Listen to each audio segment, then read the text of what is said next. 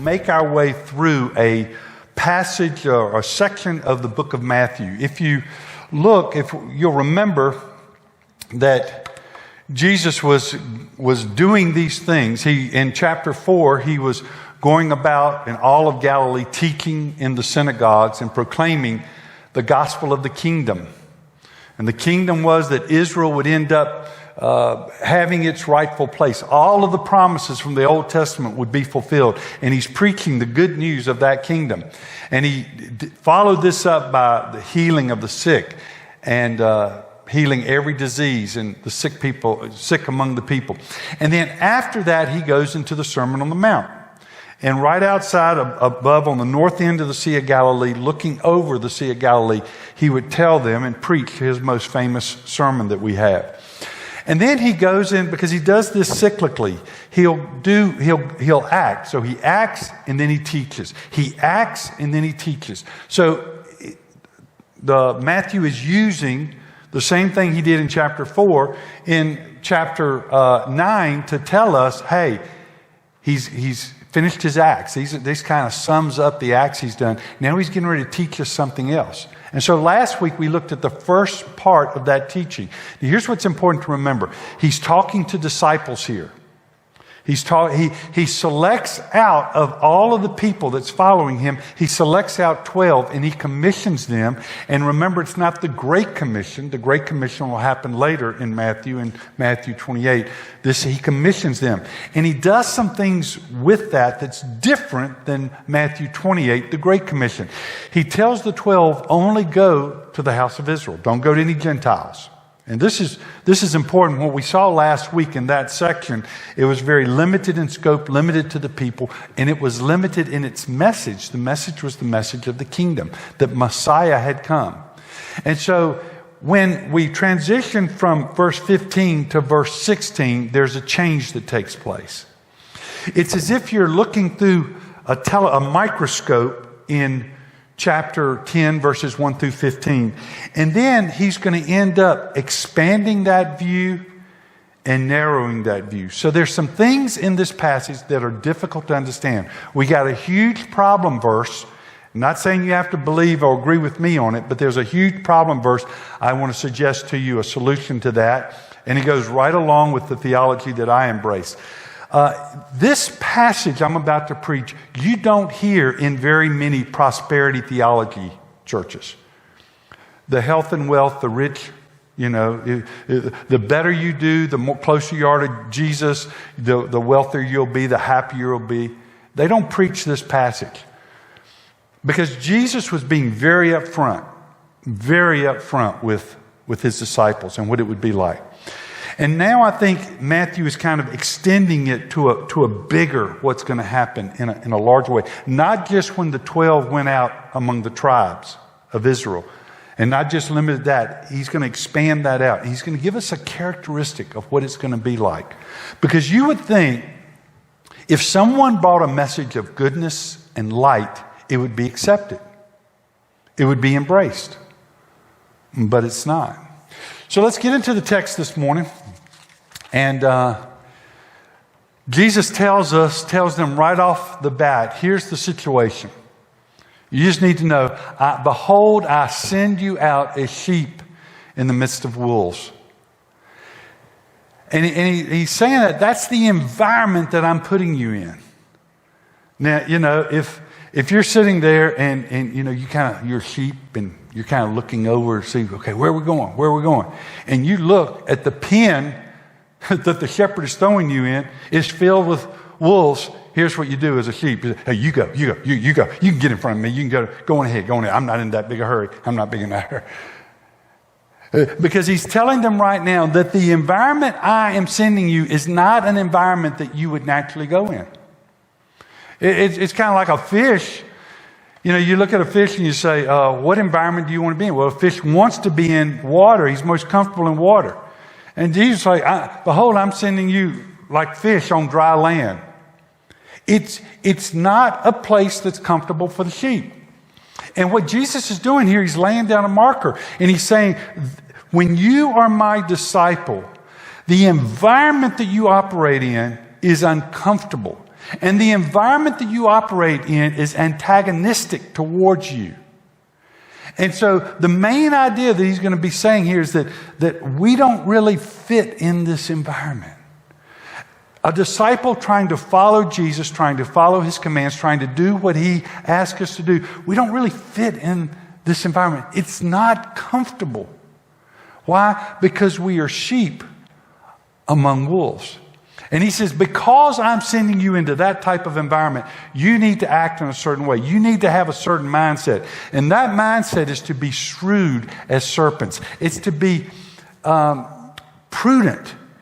It's to not go through life willy-nilly, but it's to count and understand and be sensible is another way to say this word. You know, when you're walking along, now, when I was younger and would stay with my uncle for a living, he trained horses. And so the best place to train horses is kind of on a horse farm. So that's where we were. And so one time there's certain things I don't like. And one of them's a snake. I don't particularly care for snakes. And so I was holding the horse for him to get on, and he got up on the horse and he looked down, he says, "Rodney, there's a snake by your foot." And I said, "Uncle Jimmy, don't kid me. You know I don't like to be kidded." He said, "I'm telling you, there's a snake by your foot." "Uncle Jimmy, you know I don't like snakes, so quit." He said, "Well, boy, look down." And I looked down and saw a snake. And when I did, I went, "Wow!" And I jumped 10 feet in the air and came back down in the same place. I looked down, the snake was still there. Wow! I went up 10 feet again, came back down the same place. My uncle had to get off the horse and move the snake because I just kept going up and down the same place. Don't like snakes to come up on me like that. But usually for a snake, you're walking and see a snake, and usually if you just give it time, it'll go away. It's sensible. It says, "I don't want to fight unless I have to. I don't want to fight unless I have to." And he's saying here, be sensible as a serpent, but be innocent as doves. Meaning and these two things don't mix. These two things are like polar opposite. And Jesus says, be unmixed, as it were, in your innocence, and be pure in your innocence. But be shrewd, be prudent. Understand what's going on. Now, I think it would be a great failure of Jesus to set us up in this way. A lot of people preach a message, if you come to Christ, everything changes. It's all good. If you come to Christ, your marriage is 1,000% better. If you come to Christ, your children are raised and proper. They have proper manners. If you come to Christ, you get promotions at work. If you come to Christ, your vacations last longer. If you come to Christ, the scales, when you step on, are 10 to 15 pounds lower. I mean, there are people that promise things that if you come to Christ, all these things will happen. The fact of the matter is, Jesus says, if you want to be my disciple, I'm going to send you out like a sheep among wolves. So you better be prepared. He's talking to the 12 here. He's talking to the disciples here. And that's what he says. And he's going to say two things. He's going to say persecution's going to come. And he's going to say, don't fear. Those are the two things he says in this passage. Beware of men, for they will hand you over. He's saying this 3 times. He uses the same word. They'll hand you over. He's going to say it in 17, in 19 and in 21. He says this over and over again. People handing them over to someone else. For they will hand you over to the courts and scourge you in their synagogues. Where does a synagogue take place? A synagogue, you would think, well, if there's anywhere the disciples with the message of God will be accepted, would be in a religious setting. But he says they're going to be punished in religious settings. And you will even be brought before governors and kings for my sake as a testimony to them, to the Gentiles. Now, wait a minute. Earlier in this chapter, he said, don't go to the Gentiles. And now he's talking about the persecution that's happening is going to be extended. The witness is going to extend to the Gentiles. That's one reason I think he's changing things up. He's giving a broader scope of what's going to happen. Jesus has to offer the kingdom to Israel. Israel has the first rights of refusal. But then it's going to be offered to the Gentiles. Then in 19, But when there's that word again, but when they hand you over. And I find it interesting here. He doesn't say, but if they hand you over. It's when they hand you over. Now, why are they handing you over? Because they know something about you. Well, how do they know something about you? Because in some way, shape, or form, you have given testimony or witness that you belong to Him. In some way, shape, or form. The people that are being handed over are people who are disciples. But when they hand you over, not if they hand you over, but when this occurs, do not worry about how or what you are to say. For it will be given you in that hour that you are to say. Now, here's my message to fellow preachers. This does not apply to preaching. Some preachers say, well, I'm just going to pray, and when I stand up on the stage and I speak, God's going to give me the words to say. If I lived like that, my acne would be kicked up like 211. It doesn't mean God doesn't sometimes give you a word, but time and time again, it was like what you saw there with Martin Luther, the Martin Luther clip, in the Diet of Worms, his trial of the Diet of Worms. God gave him those words, and those words have rang out for 500 years. Here I stand, I can do no other. And the Protestant Reformation ended up being birthed from that speech. He says, for it is not you who speak, but it is the Spirit of your Father who speaks in you. And you get the picture here, who we're talking about? We're talking about people who have been handed over because in some way, shape, or form, someone said they are with Christ. And that becomes clear in this next phrase. Brother will portray, there's that word again. Brother will hand over. It's the same word. Brother will deliver. So he's saying it 3 times. Brother will portray brother to death, and a father his child, and children will rise up against parents and cause them to be put to death. You will be hated by all, by the general consensus of society is they will hate you. Why?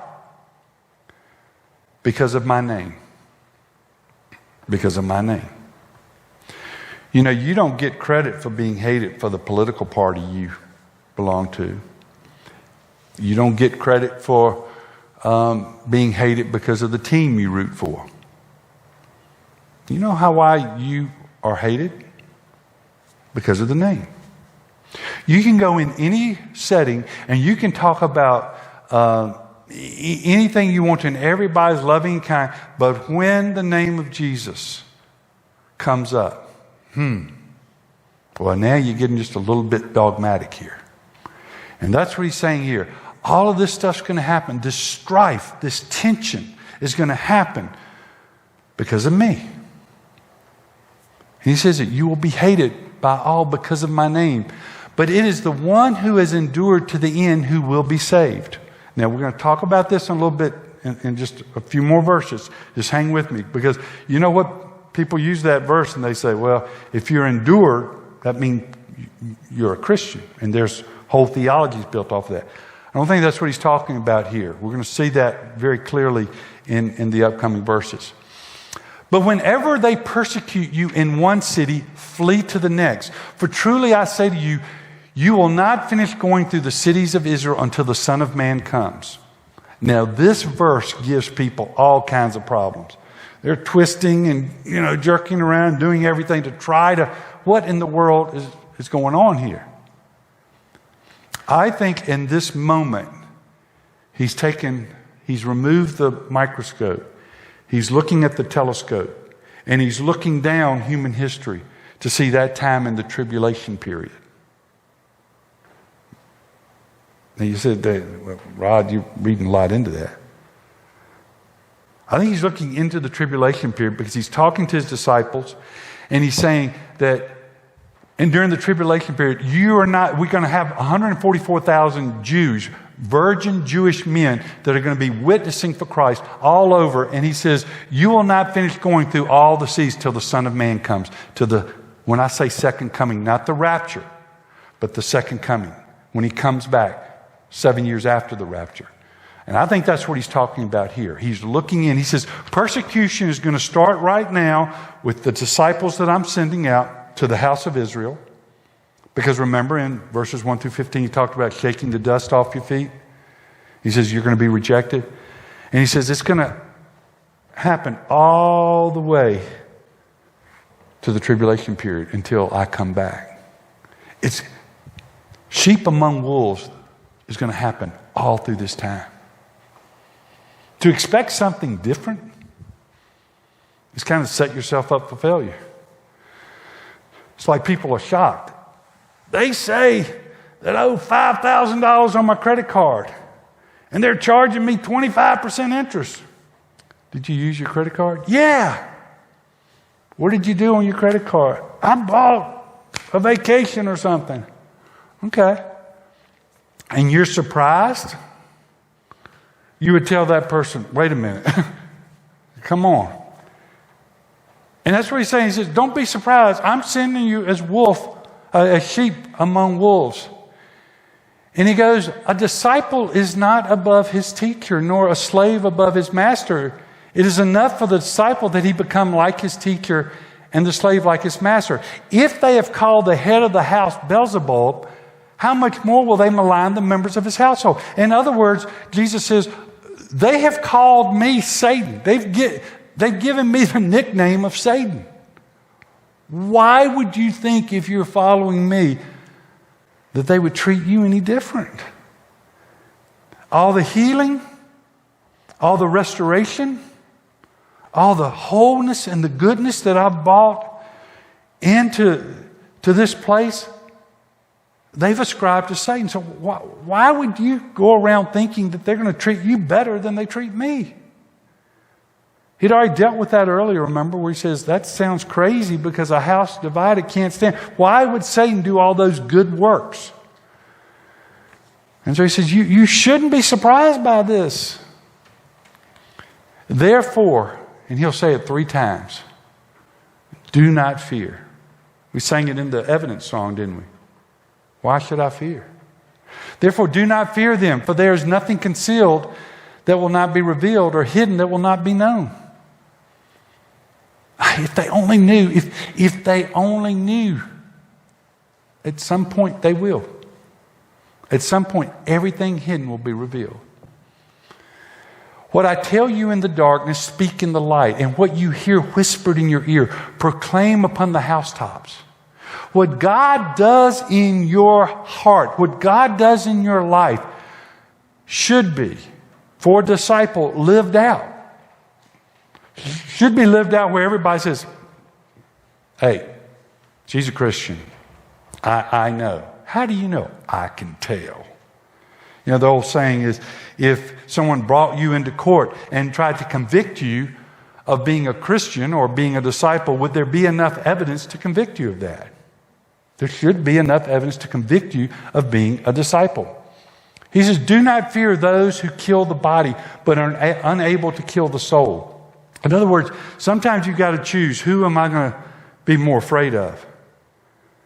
I mean, this was very real in World War II. Where people they're sitting there, okay, am I going to fear that German soldier? Or am I going to fear God? And that's what he's saying here. But rather fear him who is able to destroy both soul and body in hell. Listen to God. Tune your ear into God. Follow God. You won't have a reason to fear if you follow him. And then he goes on. Are not 2 sparrows sold for a cent? There's a different word there. And it means, it has the idea, in my understanding, of pocket change. You know, when you reach in your pocket and you got like 2 or 3 cents, and you go, sure, I'll give it. It didn't cost you anything. He said, two sparrows are sold for pocket change. They're worthless. And he says, and yet not one of them will fall to the ground apart from your Father. Something that we view as virtually worthless matters to God the Father. And he says, but the very hairs of your head are all numbered. God has taken time. He knows you so intimately. He knows exactly what you're going through. don't fear. Don't fear. You are so incredibly loved by God the Father. You have no reason to fear. God doesn't say, wait, what happened to Rod? Wait, what? Seriously? God never gets any news. He never gets any news. Nobody ever, hey, God, let me tell you something that's going on that you might not have known. He knows. And to be loved by God the Father and known that what you're going through, He knows, and He's using this to shape you. So, do not fear, because you are more valuable than sparrows, than many sparrows. If God's concerned about the sparrows, how much more is He concerned about you? You know how valuable you are? It's very easy to determine your value. Each person in here has a value. Your value is based on the highest price willing to be paid for you. Whether you have a car or a house prices are going crazy, right? I mean, people say, yeah, people offered them $50,000 more than they were asking for. The value of any product is determined by the price willing to be paid. What was the price that was willing to be paid for you? It was Christ's death on the cross. The perfect, sinless, matchless Son of God dying for you. And He's reminding him, you are more valuable than many sparrows. You are so valued and so loved. Therefore, if everyone who confesses me before men, I will also confess him before my Father who is in heaven. But whoever denies me before men, I will also deny him before my Father who is in heaven. Now, let me tell you how 99% of the people interpret this passage. You must confess Jesus before people, or you don't get to go to heaven. Well, that's kind of different from what John was telling us. It's kind of different from what Paul was telling us. Wait, you mean I've got to confess? Here's the way the Baptists do it, and I are one, so I can tell you this. Well, if you've prayed to you've believed Christ for eternal life, then you must come forward in church, and you got to stand before people, and this is known as confessing Him, or baptism, or whatever, to confess Him. And they couch it in those terms. But that's different than believing. I thought all it took to get to heaven was to believe in Jesus' gift of eternal life. What's he talking about here? I think he's talking about rewards. I think he's talking about the judgment seat of Christ. I think he's talking about how can you expect to rule with Christ in eternity? Because have you ever thought, there's going to be different jobs in eternity. How can you expect to rule with Christ in eternity and stand with Christ in eternity when you won't stand with Him now? Paul will elaborate on this to some degree in 2 Timothy chapter 2. He says, here's a trustworthy saying. If we died with Him, we will also live with Him. Okay? When do I die with Christ? When I believe that what He had done on the cross was enough. I died with Him.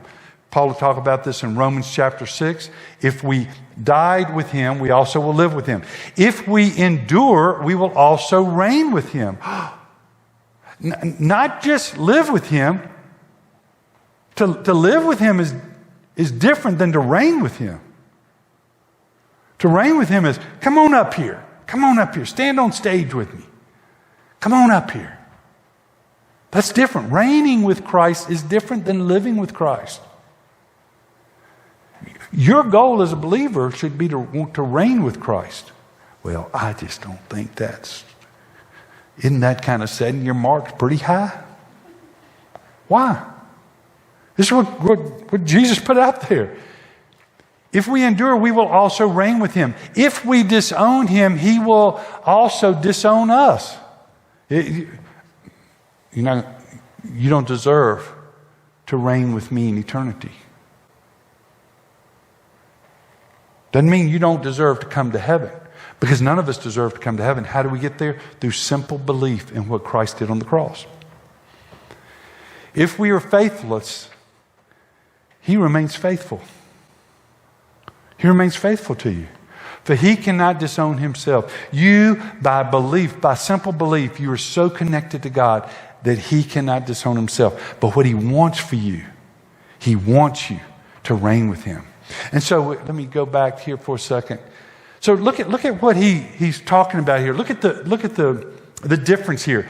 Therefore, everyone who confesses me before men. And then verse 33, but whoever denies me before men. So confessing him is different from denying him. How do you confess Jesus? How do people know that you serve Jesus, that you love Jesus, that you are a disciple of Jesus? Practical ways. Going to church. Your neighbors saw you get in the car and they see you doing this over and over and over again. That's a confession. Why do you do it on Sunday? Because Jesus did something on Sunday. Pretty big. Rose from the dead. And every Sunday, by coming to church, you're confessing Christ. Baptism. You're confessing Christ. You partake of the Lord's Supper. There are other things, there are other environments, there are other places that you are put in, and you have an opportunity to confess Christ instead of deny Christ. To confess him rather than deny. Two big deniers of Christ. One of them was a Christian, one of them wasn't.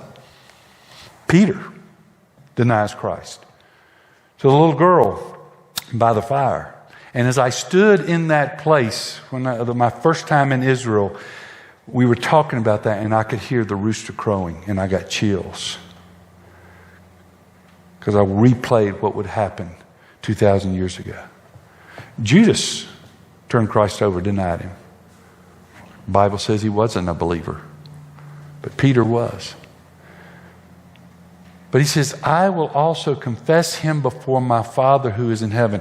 Hey, Father, he or she gets to reign with me. Why? Because they didn't deny. Jesus, let me reign with you. Let me reign with you. But deny them before the Father because they denied me before others. So I think 32 and 33 are about the judgment seat of Christ, about the rewards we get. Pastors don't talk about that. Why? I have no idea. Just because oftentimes we preach the parts in the Bible we want to preach. Do not think that I've come to bring peace on the earth. I did not come to bring peace but a sword. For I came to set a man against his father, and a daughter against her mother, and a daughter-in-law against her mother-in-law, and a man's enemies will be the members of his own household. You can't just make Jesus neutral. To buy into Jesus, to accept his offer of salvation, to accept the atonement he makes, causes us to do something with him. You know what progressive Christianity has done is created what I heard last week a guy say, bobblehead Jesus. We end up creating a Jesus that agrees with us on everything. You ask Jesus, what do you think about any topic? Well, what do you think about any topic? And Jesus said, I don't know. Rod, what do you think about it? And I tell Jesus what I think about it. And Jesus says, well, that sounds good to me. And I go through my life saying, Jesus agrees with me.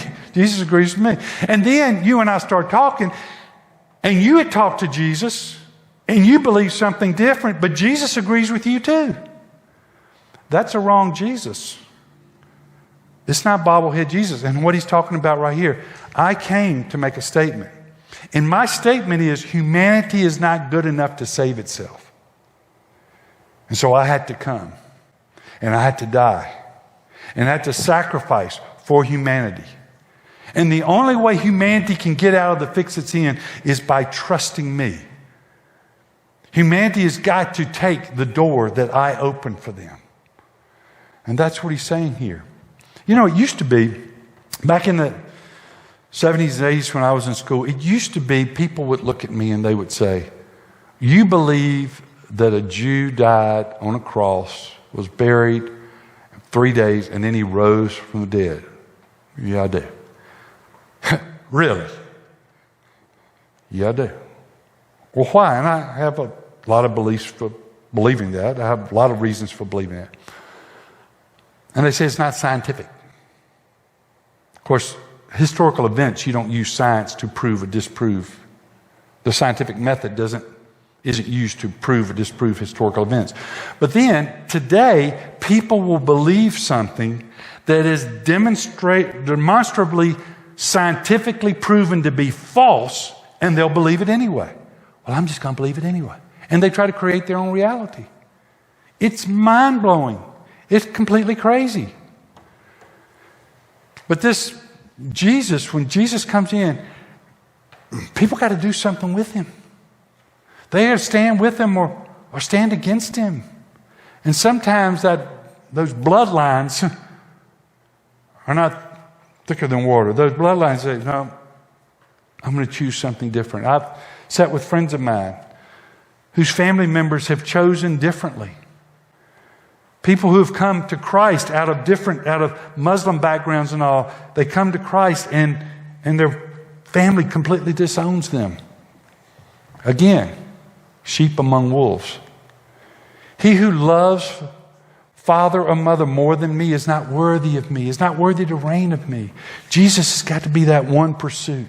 And he who loves son or daughter more than me is not worthy of me. And he who does not take his cross and follow after me is not worthy of me. And he who has found his life will lose it. And he who has lost his life for my sake will find it. He's talking tough stuff here. This is why people don't preach this passage. It's tough. And he goes on because he's going to end up talking about rewards. And he ends this with rewards. He who receives you receives me. When you give evidence and you give confession to Christ and what he's done, if they receive your message, then they're receiving Christ. And he who receives me receives him who sent me. They're receiving God. You're that link in that chain. He who receives a prophet in the name of a prophet shall receive a prophet's reward. Get a reward. And he who receives a righteous man in the name of a righteous man shall receive a righteous man's reward. Being sheep among wolves, it can be exciting. You know why? Because there's a reward. Deal with the wolves. I look at some people in the arena God has placed in me. I say, "Woo, how do you do that? Man, those are big wolves." But you know what? God encourages them to say, "Oh man, it is so exciting. It is so exciting to be in that arena." You will be prosecuted if you follow Christ, but don't fear, because there's a great reward. That's what this passage is saying. And whoever in the name of a disciple gives to one of these little ones even a cup of cold water, the simplest thing done in the name of Christ, truly I say to you, he shall not lose his reward. Doing the simple in the name of Christ means he will not lose his reward. Wolves, why would you want to be a sheep? Because we got a great shepherd. You're going to be judged for Jesus. If you want to follow him as a disciple, you're going to be judged. And you're going to be judged for Jesus. What did I do?